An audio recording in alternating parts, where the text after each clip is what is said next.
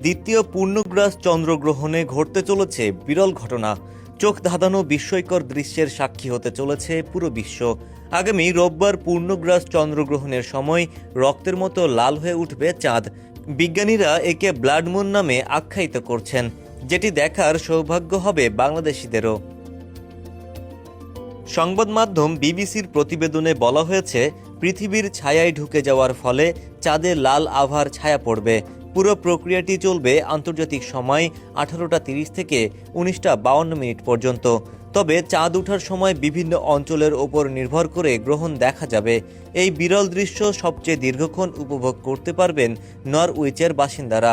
সেখানে পূর্ণগ্রাস চন্দ্রগ্রহণ শুরু হবে 19:25। এনডিটিভির প্রতিবেদনে বলা হয়েছে, রোববার চন্দ্রগ্রহণ শুরু হবে বাংলাদেশ সময় রাত 9:28 থেকে। এ সময় চাঁদ ধীরে ধীরে পৃথিবীর ছায়ার মধ্যে প্রবেশ করতে শুরু করবে।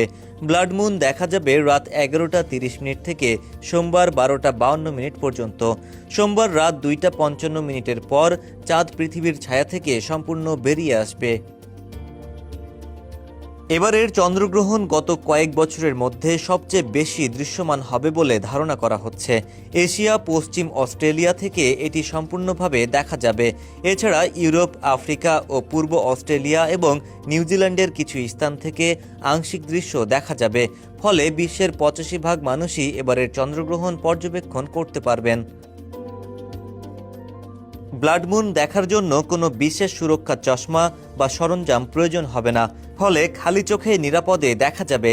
আরও স্পষ্ট দৃশ্য দেখতে চাইলে বাইনোকুলার বা টেলিস্কোপ ব্যবহার করা যেতে পারে।